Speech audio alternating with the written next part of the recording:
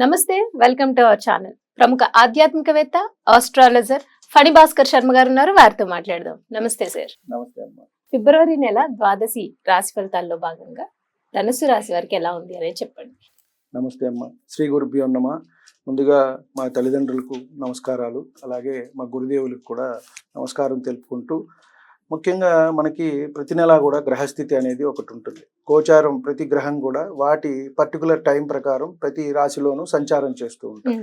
మనం ఫిబ్రవరికి తీసుకున్నట్టయితే వృషభంలో గురువు, మిథునంలో కుజుడు, కన్యలో వచ్చేటప్పటికి కేతువు సంచారం జరుగుతోంది. మకరంలో రవి, బుధుడు, అలాగే కుంభంలో శని, చంద్రుడు, తర్వాత మీనంలో చివరిగా రాహువు, శుక్రుడు ఉంటారు. ఇక్కడ చంద్రుడు అనేది మనకి తిరుగుతూ ఉంటారు. ప్రతి 2.5 రోజులకి ఒక్కొక్క రాశిలో తిరుగుతూ ఉంటారు కాబట్టి నెలంతా కూడా సంచారం చేస్తూ ఉంటారు. మిగతా గ్రహాలన్నిటికీ 30 రోజులు, 45 రోజులు అలా వాటి పర్టికులర్గా ఉన్నాయి. సో ఈ గ్రహస్థితిని మనం ప్రామాణికంగా తీసుకుని, ముఖ్యంగా ముందుగా మనం చూసుకున్నట్టయితే ధనుసు రాశిలో మూల 4 పాదాల వారు, పూర్వాషాఢ 4 పాదాల వారు, ఉత్తరాషాఢ 1వ పాదం వారు వస్తారు. మనకి ముందుగా చూసుకున్నట్టయితే ఇక్కడ మూల వచ్చి కేతు నక్షత్రం అవుతుంది, పూర్వాషాఢ శుక్ర నక్షత్రం, ఉత్తరాషాఢ వచ్చి రవి నక్షత్రం అవుతుంది. కాబట్టి వీరికి చూసుకున్నట్టయితే కొంత చిన్న చిన్న ఆరోగ్య సమస్యలు అయితే కొంత ఇబ్బంది పెట్టే అవకాశం కనబడుతుంది. అవి చిన్న చితక సమస్యలే, పెద్దగా ఇబ్బంది అయితే లేదు. చిన్న చిన్నవి మనకి దగ్గు, జలుబు ఇలాంటివి వస్తుంటాయి చూడండి, అలాంటివే. చక్కగా కుటుంబ సభ్యులతో, బంధువులతో వీరికి సత్సంబంధాలు అన్నీ ఉంటాయి. ఈ నెలంతా కూడా హాయిగా ఉంటారు. అన్నదమ్ములు, అక్క చెల్లెలతో సంతోషంగా గడపటం, ఏదైనా యాత్రలకు వెళ్ళటము, పుణ్యక్షేత్రాలకి వాటికి కూడా వెళ్ళటం, దగ్గరలోనే ఏదైనా ప్రయాణాలు అనేవి ఇలాంటివి చేయటము అన్నీ కూడా వీరికి ఆనందంగానే గడుపుతారు అని చెప్పని మనం చెప్పవచ్చు. కొంత వీరికి క్రయ విక్రయాల్లో కూడా లాభంగా ఉంది. అంటే వీరి ఆస్తిపాస్తులు ఏదైనా రావాల్సినవి అవి రావటము, అలాగే ఏదైనా కొన్ని స్థలాలు ఎప్పుడైనా సరే కొన్ని లిటిగేషన్స్లో ఉండిపోతాయి. వాటి వల్ల వీరికి లాభం జరిగే అవకాశం అయితే ఉన్నది. కాకపోతే స్థిరాస్తి వ్యవహారాల్లో కాస్త తగాదాలు ఉండే అవకాశం కనబడుతోంది. అన్నదమ్ములు, అక్క చెల్లెళ్ళ మధ్య తగాదాలు అయితే కనుక వచ్చే అవకాశం ఉంది. కాబట్టి ఇవి కొంత చూసుకుని నెమ్మదిగా సాల్వ్ చేసుకున్నట్టయితే దానిలో వీరికి లాభం, అంటే వీరు వస్తుంది అనుకోండి సడన్ గా వీరికి వచ్చే అవకాశం అయితే కనబడుతుంది. సంతానం వల్ల సౌఖ్యంగానే ఉంది. అంటే పిల్లలు చక్కగా చదువుకోవటం, పురోభివృద్ధి చెందటం, వారి ఆరోగ్యం కానివ్వండి, అన్ని విషయాల్లో కూడా బాగానే ఉంది. ఇంట్లో కూడా శుభకార్య ప్రస్తావన, అంటే పిల్లలు ఎవరైనా ఉన్నారు వాళ్ళకి వివాహాలు ఇటువంటివి మాట్లాడుకోవడం, పై చదువులు వెళ్ళటానికి ఏదైనా ప్రయత్నాలు చేయటము, ఉన్న చోట వీరికి అంతా కూడా బాగుంది అని మనం చెప్పవచ్చు. వివాహాలు కూడా కుదురుతాయి. ఒకవేళ ఎప్పుడైనా ఈ రాశి వారికి ముఖ్యంగా లేదు, పెద్దవారు ఉన్నట్టయితే వారి పిల్లలకి వాటికి కూడా వారికి ఇబ్బంది అయితే ఏమీ లేదు.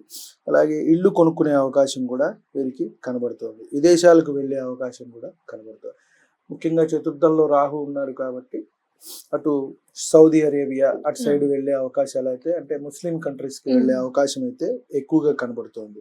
అలాగే తీర్థయాత్రల పట్ల కూడా వీరు కాస్త ఆకర్షితులు అవటం. ముఖ్యంగా ఏంటంటే వీరికి ఒక రకంగా ఎలా ఉంటుందంటే దైవభక్తి ఉంటుంది. నేను ఇంట్లో నుంచే చేస్తాను, నమస్కారం పెట్టుకుంటాను అన్నట్టుగా ఉంటారు. ఇంట్లోనే ఇదేమిటి మనం అభిషేకం చేస్తాం చూడండి, ఇంట్లోనే చేసుకుని నమ్మకం చమకం పెట్టేసి చేసుకుంటారు. గుడికి మాత్రం వెళ్ళి దండం పెట్టరు. సో అలా వీరికి బాగుంటుంది. అంటే ఏంటంటే వీరికంటూ ఒక ఆలోచన ఉంటుంది. ధనస్సు మనం రాశి చూసినా కూడా మనకి బాగుంటుంది, యారో వేస్తున్నట్టుగా ఉంటుంది ఆ రాశి సింబల్. సో కాబట్టి వీళ్ళ లక్ష్యము, వీళ్ళ ఆలోచన, వీళ్ళ సాధన అవన్నీ వేరే ఉంటాయి.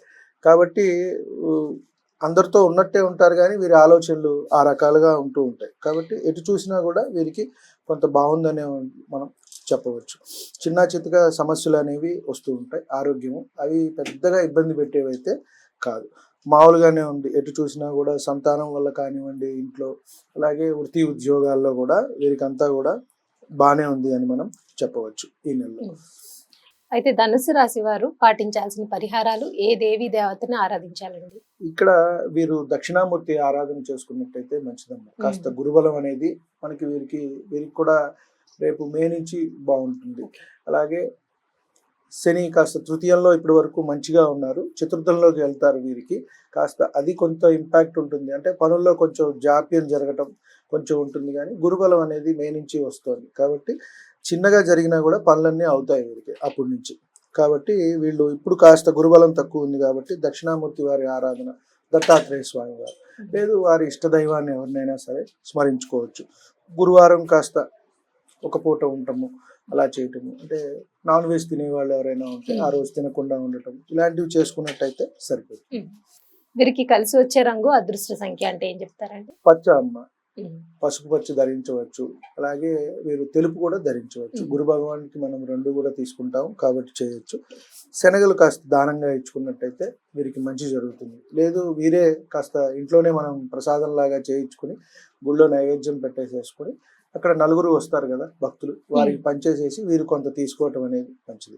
ఒక వాళ్ళ శక్తి, కిలోంబావు అయినా చేసుకోవచ్చు, 1/2 కిలో అయినా చేసుకోవచ్చు. లేని పక్షంలో మనకి గోశాల ఉంటుంటైతే గోవుకి పెట్టుకున్నా కూడా వీరికి మంచి జరుగుతుంది. ఎవరైనా అమ్మ ఆవు అక్కడ ఏది తింటుంది అని, కొంతమందికి మనం చెప్తాం ఏలినాటి శని బాధలు ఉన్నప్పుడు తోటకూర పెట్టండి అని చెప్తాం, కొంతమందికి వివాహం కాని వాళ్ళకి క్యారెట్ పెట్టండి అని చెప్తాం. ఇట్లా రకరకాలైన అంటే వాళ్ళ వ్యక్తిగతంగా పరిశీలించి మనం చెప్పాలి వాళ్ళ మహర్దశని బట్టి. కాబట్టి అక్కడ ఏది వాళ్ళు పర్మిషన్ ఇస్తే అక్కడ గోశాలలో మనం పెట్టచ్చు. శనగలు కూడా వీటికి పెట్టచ్చు. ధనుస్సు రాశి వారు ఆరాధన చేయాలి అనేది చాలా చక్కగా వివరించారండి. ధన్యవాదాలు. నమస్తే.